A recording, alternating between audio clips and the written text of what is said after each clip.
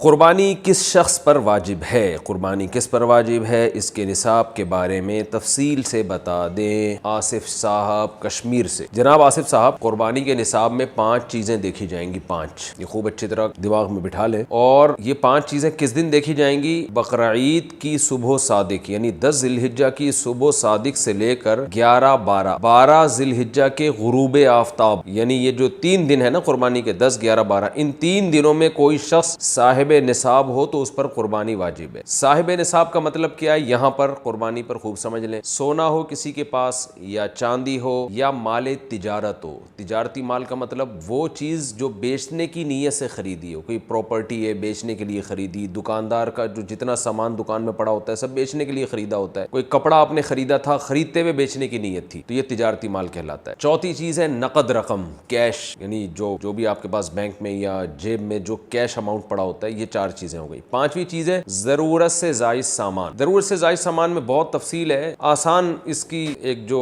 ہم اگر ضبط کر سکتے ہیں تو وہ چیز جو پورے سال بھی استعمال نہ ہوتی ہو، گھریلو چیزوں میں وہ چیزیں جو پورے سال بھی استعمال نہ ہوتی ہوں، جیسے کپڑے کوئی یا برتن ہے، ڈنر سیٹ ہے، پورے سال استعمال نہیں آتا۔ اسی طرح کوئی پراپرٹی پڑی ہوئی ہے جو نہ کرائے پر دی ہے آپ نے اور نہ آپ اس میں رہتے ہیں، وہ پراپرٹی بھی ضرورت سے زائد میں داخل ہے۔ تو یہ جو 5 چیزیں ہیں، کسی کے پاس یہ 5 چیزیں، ان کی جو ویلیو لگائی جائے گی تو ان 5 چیزوں کا مجموعہ اگر 52.5 تولہ چاندی کے برابر ہے، 52.5 تولہ چاندی آج کل 65-70 ہزار کے لگ بھگ ہے، نیٹ پہ سرچ کر لیے گا۔ کسی کے پاس یہ 5 چیزیں، یا 5 میں سے 4 چیزیں، یا 4 میں سے 3 چیزیں، یا 3 میں سے 2 چیزیں، یا کوئی ایک چیز 52.5 تولہ چاندی کے برابر ہے، اور یہ بقرعید کی صبح صادق سے لے کر ذی الحجہ کی 12 تاریخ کی غروب آفتاب سے پہلے تک رہتی ہے اس کے پاس، تو ایسے شخص پر، یعنی بقرعید کی صبح صادق کے وقت اس کے پاس یہ نصاب موجود تھا اور یہ 13 تاریخ کی ذی الحجہ تک اس کے پاس یہ نصاب موجود رہتا ہے، تو وہ صاحب نصاب کہلائے گا۔ 13 تاریخ نہیں، 12 تاریخ، 10 11 12 3 دن، تو وہ صاحب نصاب کہلائے گا اور اس پر قربانی واجب ہے،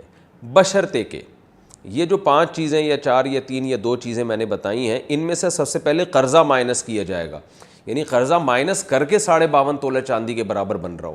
اسی طرح گیس بجلی کا بل جو ان کے اوپر لازم ہے وہ بھی اس میں سے، یا جو مہینے کا راشن آئے گا وہ بھی مائنس کیا جائے گا، جو گھر کا ضروری راشن ہوتا ہے نا وہ بھی مائنس کیا جائے گا۔ مائنس کرنے کے بعد اگر 52.5 تولہ چاندی کے برابر رقم بچ رہی ہے تو ایسے شخص پر قربانی واجب، چاہے مرد ہو چاہے عورت ہو۔ تو عورت کیسے قربانی کرے گی؟ سونا خواتین کے پاس بہت ہوتا ہے، چاندی ہوتی ہے، چاندی نہیں بھی ہو تو سونے کے نصاب جو ہے اس کے ساتھ اگر 1 روپیہ بھی ہے تو وہ بھی 52.5 تولہ چاندی کی قیمت دیکھی جائے گی اس میں۔ تو عورت کیسے قربانی کرے گی؟ اس کے پاس تو کیش نہیں ہوتے عام طور پہ، تو پورے سال جمع کرے، تھوڑے تھوڑے اپنی جیب خرچی سے بچایا کرے، یا سونا کو بیچ کر کرے۔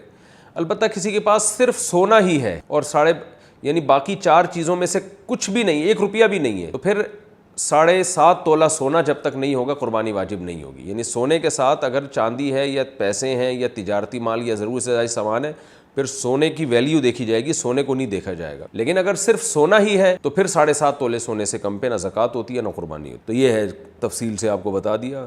تو آپ چاہیں تو اس میں ایک گائے میں حصہ لے لیں، چاہیں تو بکرا لے لیں، چاہیں تو دمبا لے لیں۔ مرد پر الگ واجب ہے، عورت پر الگ واجب ہے، جو بھی صاحب نصاب ہوتا ہے۔